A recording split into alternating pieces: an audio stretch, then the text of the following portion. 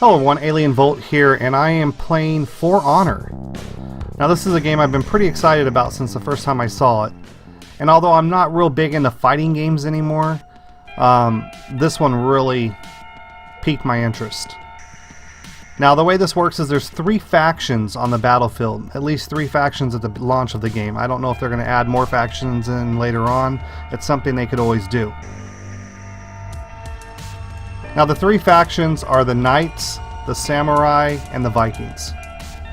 And each of them have kind of like a heavy-hitting mid-range class, a close-range tank class, a close-quarters agile class, and then kind of more of a long-range melee class. Now they could always add in more classes. They could actually put in real range classes if they wanted to, as well as multiple factions. I know that when we did a lot of the closed testing, we were asked questions in the surveys like how long we could see ourselves playing this game and how often, things like that. I mean, it may not mean anything. They may not have any plans to do anything like that, but it's something they could look into.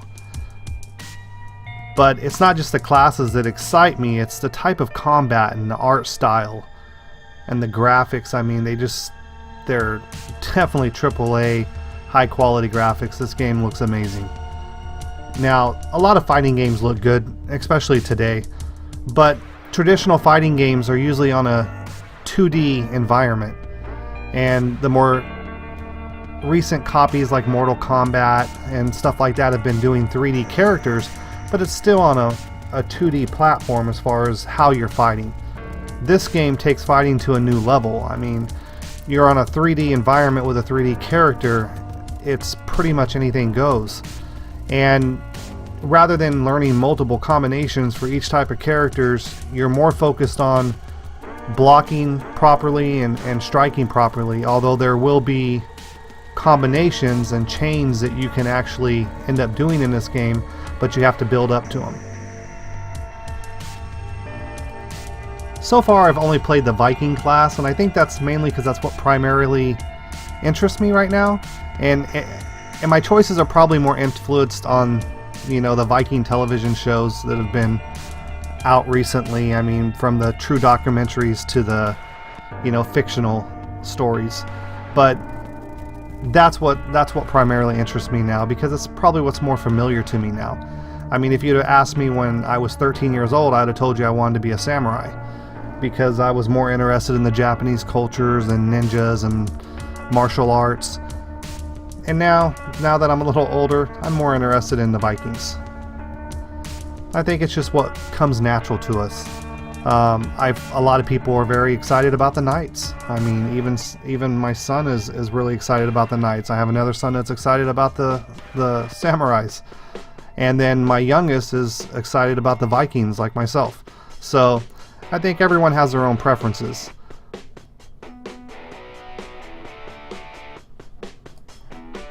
But I do think it'll be very interesting in future DLCs, maybe a Season 2 pass, to see where they go with this game. I mean, they could open up multiple continents. I mean, they could open up multiple factions. It's really just sky's the limit depending on what the community is interested in and what the developers want to produce.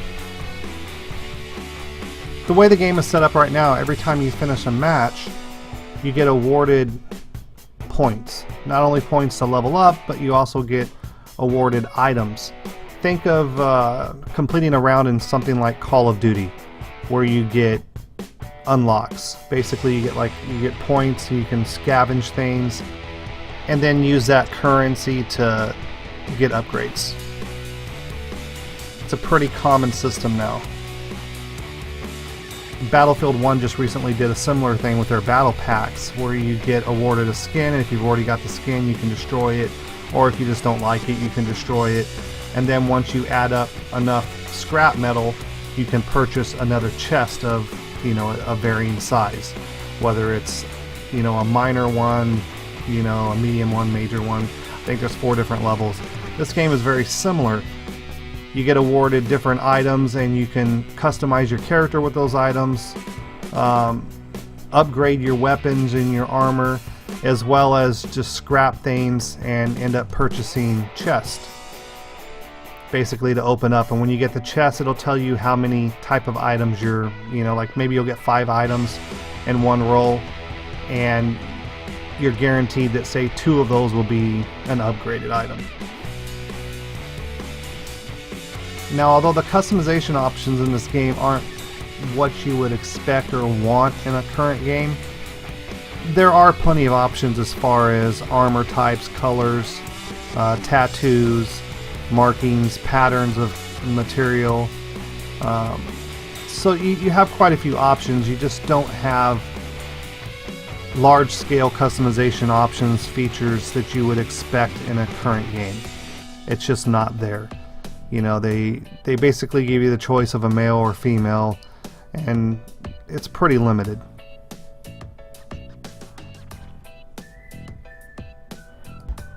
Now they have added in an abilities area, kind of like a small little skill tree, but it's pretty basic and it's limited to just basically 4 abilities and then upgrading those abilities to do minor increases. I ended up unlocking the Berserker because that was probably the class that I would have unlocked initially, but it said it was a little bit more harder to play, a little bit more complex, so I decided to go with the easier class initially just to kind of learn the basics of the game before I jumped into a class that was going to require a little bit more skill to play.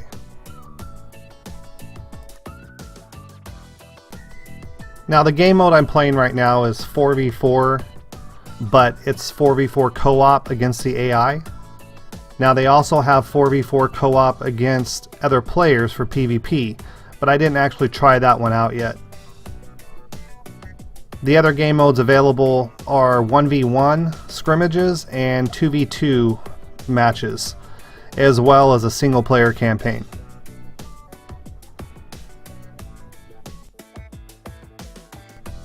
Now I don't really plan on playing this competitively. I don't think this is a game that I'm going to play every day. In fact, I think I have close to 60 games installed on my computer over 3 hard drives. I don't play anything every day. I get too bored and I move on to the next game, and that's just the way I play. I can't really sit down and play the same game every day, day in and day out. I know some people can. They really like it and they get really good at games, and they're usually your top competitors when you enter a game. Usually, not always, but normally they are. I personally, like I said, I like to move around, I like to play everything. I'm going to play this game casually. That's all my intentions are. I want to play the single player campaign. I want to do some co-op gameplay with friends, whether that includes AI or just PvP. I don't really see myself doing a lot of competitions for the single player 1v1 or 2v2s unless it's to unlock different achievements or to get, like, maybe a daily done where I'm going to get a piece of gear or bonus money.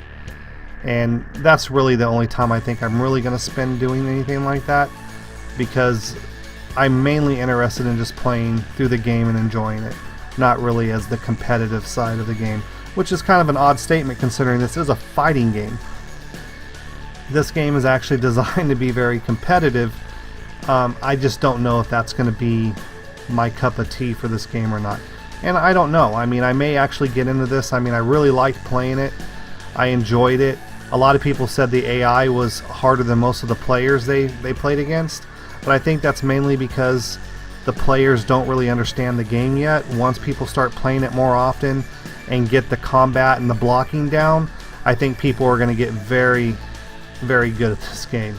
And I think the levels of difficulty are going to jump up drastically from the people who play it competitively daily compared to the people like me who plan just coming in casually and playing every once in a while. I think we're going to get rolled. That's what I think. I think there's going to be a total difference in tiers that are going to separate people.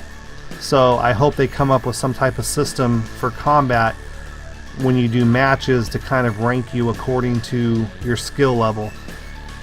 Because unless I start playing this more than what I expect to, I just don't really see myself being in that competitive market. And that's not to say the game's not fun. I mean, my kids I'm sure will play competitively all the time. All 3 of them are pretty excited about this game.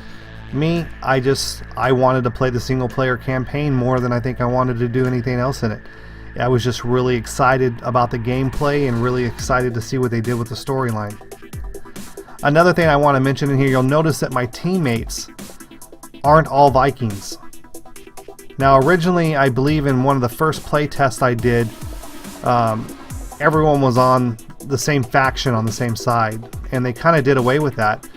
And now you can be any faction on one side, which I think was a bold move, because that's going to enable people to play together even if there doesn't happen to be very many people playing at the moment. Although I really doubt that's going to be a problem with this game, because this game is actually designed to be cross-platform. So unlike other games like Call of Duty that struggle, especially on one platform versus another, to find people to play matches with, especially when you start getting into the DLC. I mean, try to go play Call of Duty on a DLC map without going custom.